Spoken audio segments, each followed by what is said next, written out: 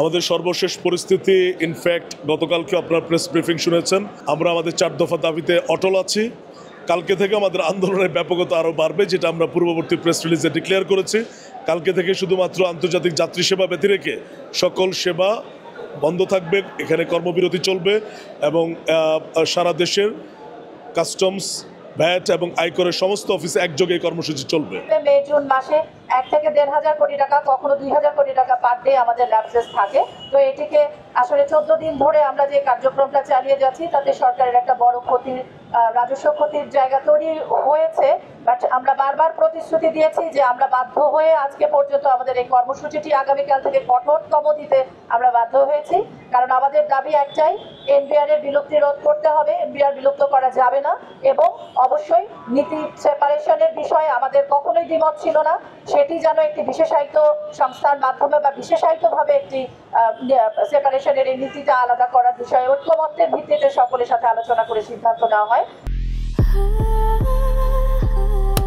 Walton switch, stylish and elegant.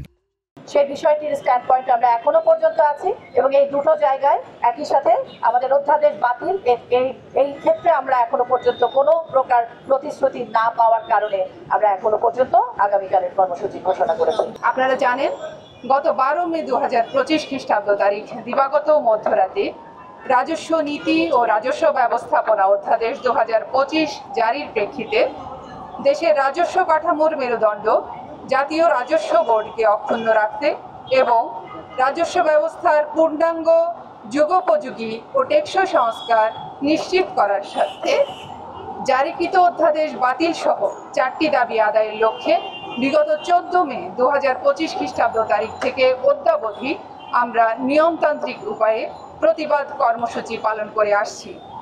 এ দাবিগুলি আদায়ের লক্ষ্যে গত 14 থেকে 15 মে এবং 17 থেকে 19 মে 2025 খ্রিস্টাব্দ তারিখে জাতীয় রাজস্ব বোর্ডের অধীন ট্যাক্স, কাস্টমস ও ভ্যাট বিভাগের সকল দপ্তরে আংশিক কলম বিরতি এবং 24 থেকে 25 মে 2025 খ্রিস্টাব্দ তারিখে পূর্ণাঙ্গ কলম বিরতি পালন করা হয়। আমাদের কর্মসূচির পরিপ্রেক্ষিতে বিদ্যমান অচলাবস্থা নিরসনের স্বার্থে গত 20 মে 2025 খ্রিস্টাব্দ তারিখে অর্থ উপদেষ্টা সহ আরও 2 জন সম্মানিত উপদেষ্টা সহ রাজস্ব সংস্কার বিষয়ক পরামর্শক কমিটির সদস্যবৃন্দ, জাতীয় রাজস্ব বোর্ডের সাবেক সদস্যবৃন্দের উপস্থিতিতে একটি সভা অনুষ্ঠিত হয়।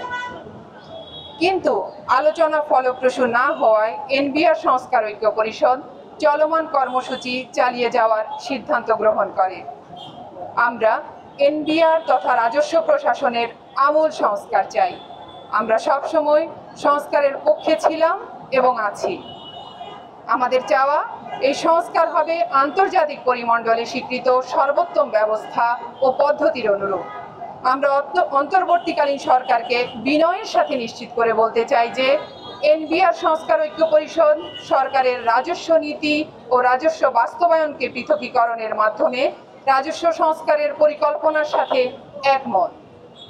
তবে জারিকৃত অধ্যাদেশে 2টি বিভাগ গঠনের মাধ্যমে সংস্কারের যে অপরীক্ষিত মডেল বাস্তবায়নের পরিকল্পনা করা হয়েছে, রাজস্ব আহরণ বৃদ্ধির ক্ষেত্রে এর কার্যকারিতা প্রশ্নবিদ্ধ।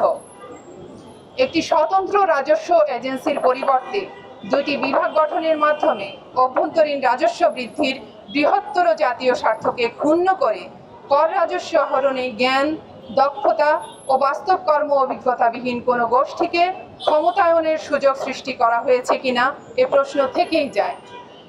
বিশ্বের উন্নত এবং বেশ কিছু উন্নয়নশীল দেশের রাজস্ব ব্যবস্থাপনা কার্যক্রম স্বাধীন ও স্বতন্ত্র এজেন্সি বা সংস্থার মাধ্যমে পরিচালিত হয়।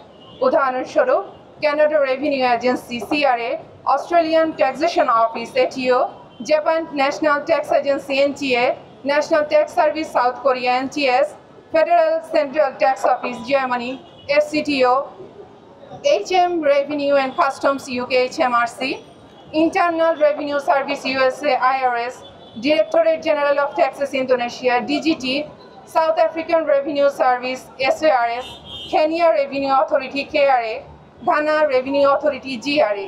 এই প্রতিষ্ঠানগুলো স্বাধীন প্রতিষ্ঠান হিসেবে রাজস্ব ব্যবস্থাপনা কার্যক্রম পরিচালনা করে থাকে। আমরাও চাই আমাদের জাতীয় রাজস্ব বোর্ডও বিশ্বের অন্যান্য দেশের ন্যায় একটি স্বাধীন, স্বতন্ত্র ও বিশেষায়িত প্রতিষ্ঠান হিসেবে দেশের উন্নয়নের মূল চালিকা শক্তি রাজস্ব আহরণ করুক।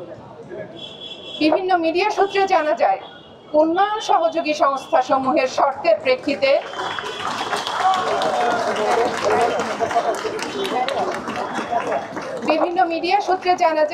উন্নয়ন সহযোগী সংস্থাসমূহের শর্তের প্রেক্ষিতে রাজস্ব সংস্কার ও নীতি পৃথকীকরণের উদ্যোগ গ্রহণ করা হয়েছে। এ প্রেক্ষিতে জনমনে কিছু প্রশ্নের উদ্রেক হয়েছে, যেমন রাজস্ব সংস্কার ও নীতি পৃথকীকরণের করার লক্ষ্যে কোনো দাতা সংস্থা কি এনবিআর বিলুপ্ত করার পরামর্শ দিয়েছিল কিনা, জারিকৃত অধ্যাদেশ প্রণয়নকালে উন্নয়ন সহযোগী সংস্থাসমূহের সাথে এনবিআর বিলুপ্তি বিষয়ে কোনো আলোচনা করা হয়েছিল কিনা, কোনো উন্নয়ন সহযোগী কি ঋণের শর্ত হিসাবে এনবিআর বিলুপ্ত করার কথা বলেছিল কিনা।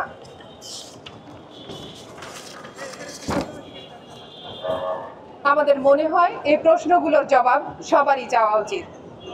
আমরা শুরু থেকেই আন্তর্জাতিক উত্তম চর্চার সাথে সঙ্গতি রেখে রাজস্ব আহরণ বৃদ্ধির লক্ষ্যে একটি শক্তিশালী, স্বতন্ত্র ও বিশেষায়িত রাজস্ব এজেন্সি হিসেবে জাতীয় রাজস্ব বোর্ডকে পুনর্গঠনের দাবি জানিয়ে আসছি।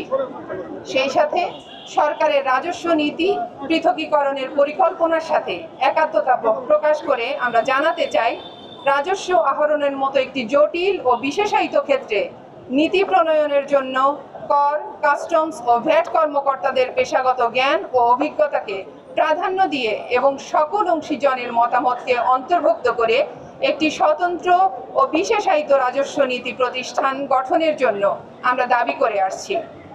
দেশবাসীকে আমরা আবারও জানাতে চাই, অধ্যাদেশে জারিকৃত রাজস্ব মডেলের অকার্যকারিতার বিষয়ে সিভিল সোসাইটি সহ সমাজের অন্যান্য অংশীজনও আশঙ্কা প্রকাশ করেছেন। আমরা আশা করছি সরকার এই অধ্যাদেশ বাতিল করে সমাজের অংশীজনদের বিশেষজ্ঞ মতামত ও আমাদের অভিজ্ঞতালব্ধ পর্যবেক্ষণকে পুনর্বিবেচনা করবে